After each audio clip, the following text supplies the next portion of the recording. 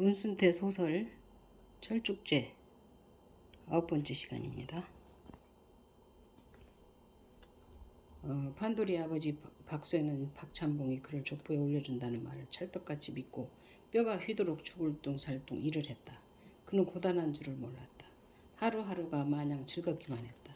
그는 산에 나무를 하러 갈 때는 자신도 모르게 신이 나서 나무찜을 묶는 지게에 달린 긴 띠구리로 빈 지게가 움직이지 못하게 몸을 칭칭 감아 죄고는 빙글빙글 돌고 막대기로 지게 목발을 두드리며 초군간을 목청껏 뽑았다. 그는 마을에서 어른들이 매굿을 칠 때처럼 장구잡이 흉내를 냈다. 그의 꿈은 족보에 그의 이름 석자가 오르는 것과 커서 농악대에 이름난 설장구잡이가 되는 것이었다. 장구채 대신 소나무 막대기로 지게 목발을 두드리며 휘몰이 가락으로 빙글빙글 돌고 나면 지리산에 칼바람 몰아치는 한겨울에도 땀벌창이 되어 추운 것도 잊었다. 박새가 컬컬하게 목소리가 변하고 쫑긋쫑긋 불거웃이 돋아날 무렵 그보다 2살 위인 박찬봉의 아들이 지리산으로 사냥을 하러 가면서 그를 데리고 다녔다. 박찬봉의 아들은 찬봉인 그의 아버지를 닮아 키도 크고 콧대도 왕시루봉처럼 높았으며 젊은 나이에 볼질을 자라여 포수로 이름이 나 있었으며 지리산으로 사냥을 가지 않을 때는 사랑방의 인근의 소리꾼들을 불러다 북장구 뚱땅거리며 사랑놀이를 했다.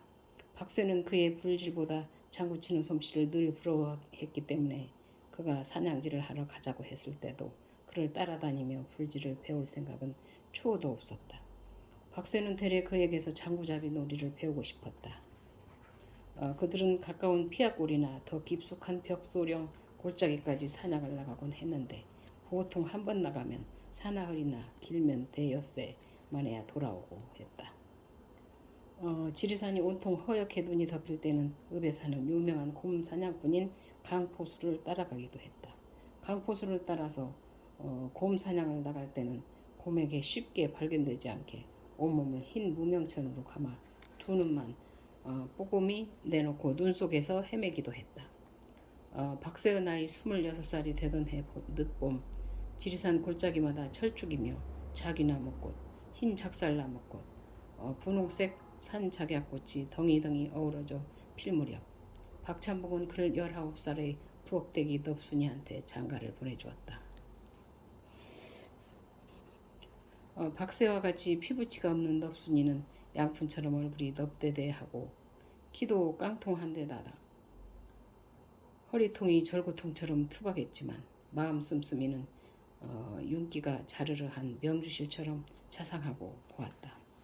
장가든 그의 정월에 박찬봉네 바당에서 매굿을 칠 때 박새가 자진해서 처음으로 장구잡이가 되었는데 공중거리며 덩그덩 덩그덩 어찌나 구성지게 잘 쳤던지 솔매 마을 사람들이 혀를 내둘렀고 안악들은 오줌을 질금거릴 정도였다고 했다. 마을 사람들은 박새의 장구치는 솜씨가 솔매골 안에서는 제일 낫다고 칭찬이 자자했다. 장구잡이로 솔매 마을에서 이름을 날린 데다가 장가들어 떡두꺼비 같은 아들까지 얻게 되자 덩치 큰 지리산을 두 팔로 뻐근하게 안고 일어서고 싶은 오달진 마음에 세상에서 아무것도 부러울 게 없었다. 아버지 말대로 그의 이름이 족보에만 오르게 된다면 더 바랄 것이 없었다. 사랑채 2엄짜리 옆의 살구꽃이 횃불처럼 터질 무렵 찬봉 아들은 사나흘 계획으로 멧돼지 사냥을 하러 가자고 했다.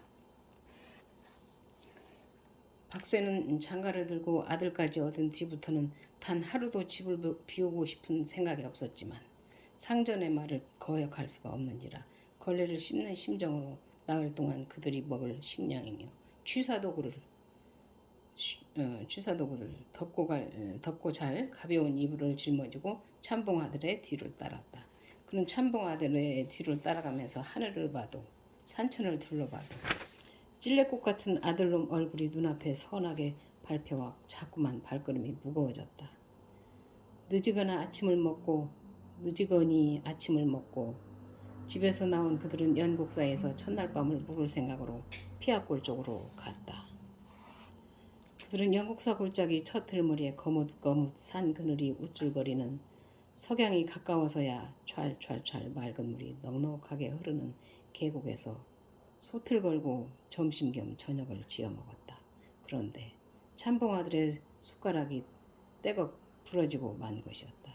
사냥길 떠나는 아침에 치맛자락만 보아도 재수에 온 붙었다 하고 돌아서 버리는 판에 사냥터에서 밥을 먹다가 숟가락이 동각났으니 더 말해서 무엇하랴. 동각난 숟가락을 획 던지며 박쇠를 향해 괜히 욕을 퍼부은 참봉 아들은 당장 집으로 돌아가자고 다그쳤다. 박쇠는 마치 자기 때문에 숟가락이 부러지기라도 한 것처럼 고개를 제대로 쳐들지도 못하고 짐을 챙겨 팩팩 성과를 돋우는 참봉 아들을 따라 수걱수걱 다시 집으로 돌아왔다. 그들이 솔매마을에 돌아왔을 때는 한밤중이 되어서였다. 3월 보름달이라 달빛이 대낮처럼 밝았다. 박쇠는 달빛이 옥양목처럼 깔린 솔매마을 고사트로 들어오면서 참봉아들의 숟가락이 부러진 것이 10번이라도 잘된 일이라고 생각했다. 이것은 필시 지리산 산신령께서 그가 집에 두고 온 처자식을 간절하게 그리는 것을 헤아림으로 그를 가상히 여겨 참봉아들의 숟가락을 부러뜨린 것이 틀림없으리라 믿었다. 박쇠는 마누라를 놀라게 해주려고 담을 넘어가 대문을 딴 뒤 소리 안 나게 살금살금 행랑채 문간방으로 다가갔다. 지게를 받쳐두고 휘영청 밝은 달빛이 비스듬히 비쳐내리는 방문을 조용히 잡아당겼다. 방문이 열리자 흰 수국꽃다발 같은 달빛이 한 묶음 방 안으로 던져지면서 마누라 넙순이 외에 분명히 또 한 사람의 덩치 큰 모습이 토끼날처럼 무섭게 가슴에 찍혀왔다. 남자였다. 박쇠가 성난 부사리처럼 우르르 방 안으로 뛰어 들어가자 한 덩이가 되어있던 두 사람이 화들짝 놀라며 떨어졌다. 박쇠의 눈에 번개불이 튀기면서 욱하고 온몸에 피가 거꾸로 솟구쳤다. 넙순이는 달달 떨면서 엉겁결에 풀어헤쳐진 말기끈을 똘똘 감았고 사내는 다급하게 고이춤을 끌어올렸다.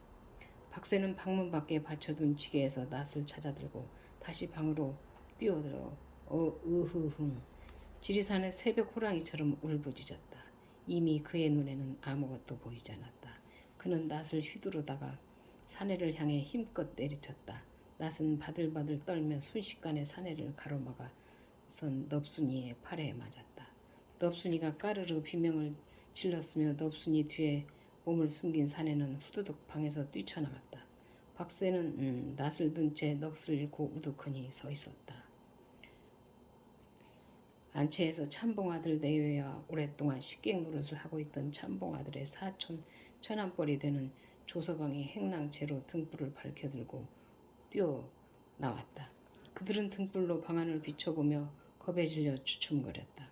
박쇠보다 나이가 10살이나 위인 조서방이 뛰어들어와 옷을 찢어 넙순이의 상처에 지혈을 시키느라고 잘린 팔 위를 묶고 그때까지도 우두커니 달빛이 도배질하듯 비스듬히 깔린 벽을 향해 서 있는 박쇠의 손에서 낫을 빼앗았다. 넙순이의 오른팔이 팔꿈치 아래로 잘려버렸다.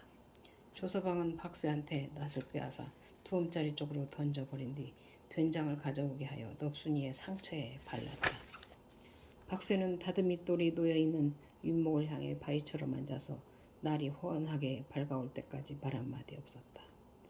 넙순이는 새벽녘에야 정신이 깨어났다. 그녀는 상처의 아픔도 있고 쿨쿨쿨 봇물 터지는 듯한 소리를 내고 울면서 벽을 향해 돌아앉아 있는 남편에게 그녀가 그동안 숨겨온 일들을 울음 속에 속 시원히 까발렸다. 그녀는 상처의 아픔보다 남편을 숨겨온 아픔을 더 참을 수 없는 듯 말을 할 때마다 힘주어 꽁꽁 말끝을 짓이겼다.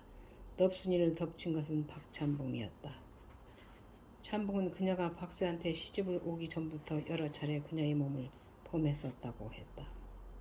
넙순이가 박쇠와 혼인을 한 뒤 박쇠가 참봉 아들을 따라 사냥을 떠나 집을 비우게 될 때마다 박참봉은 밤이면 어김없이 행랑채 문간방에 숨어 들어오곤 했단다. 그래서 그녀는 하루라도 박참봉의 올가미에서 빠져나가기 위해 그까지 족보 없으면 못 살 게 뭐냐면서 한사코 참봉댁에서 나가 지리산 속에서 화전이라도 읽으며 살자고 남편을 졸라 왔었다고 했다. 넙순이가 그런 말을 할 때마다 아무것도 모르는 박새는 사람이 목구멍에 묵을 것만 넘기고 살면 짐승과 다를 것이 무엇이오. 푸나무도 다 뿌리가 있는 뱀인디. 항차 사람이 이 세상에 나와서 근본을 못 찾으면 사나마나요. 나는 어쩌든지 참봉 어른 눈에 쏙 들어서 내 이름 석자가 버젓하게 족보에 오르게 할 거요. 그래야만 내가 세상에 생겨난 보람을 하는 거요. 하면서 밉지 않게 마누라를 나무라곤 했었다.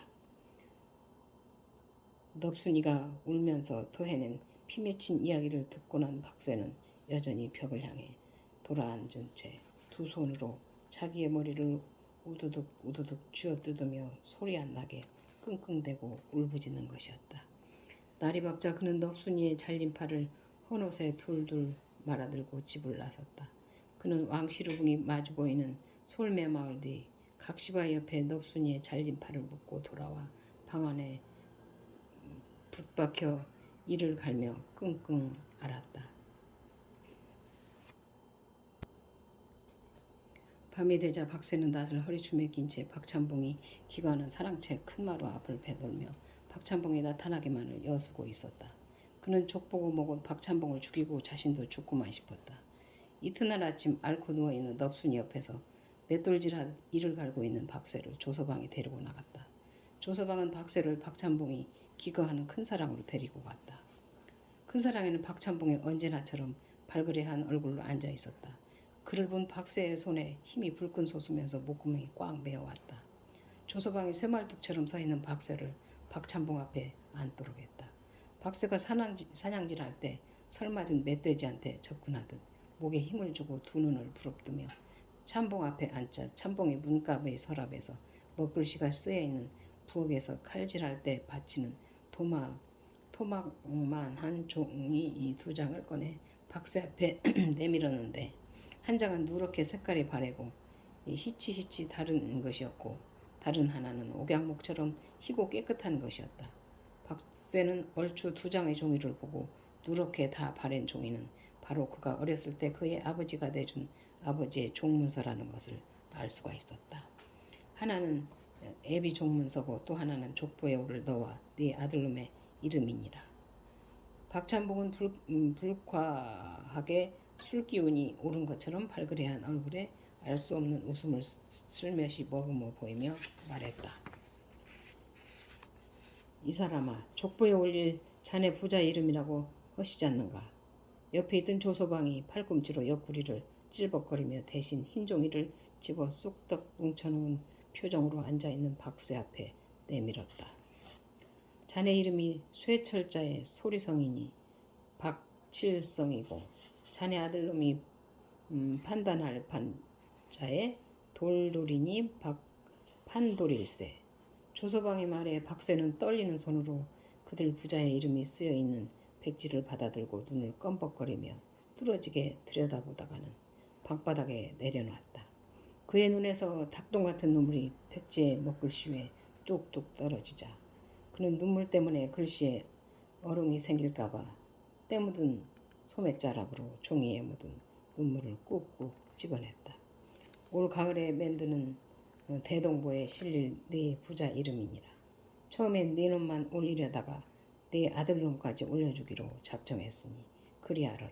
자, 종문서하고 이름 지은 것하고 갖고 가거라. 이것으로 우리들 지난 일들을 잊어불자. 그러면서 박찬봉은 넙순이를 읍내 의원한테 데리고 다니며 치료를 하라고 돈까지 주었다. 이상은 대학원에서 인문학 박사과정을 공부하고 있는 이명님 시인이었습니다.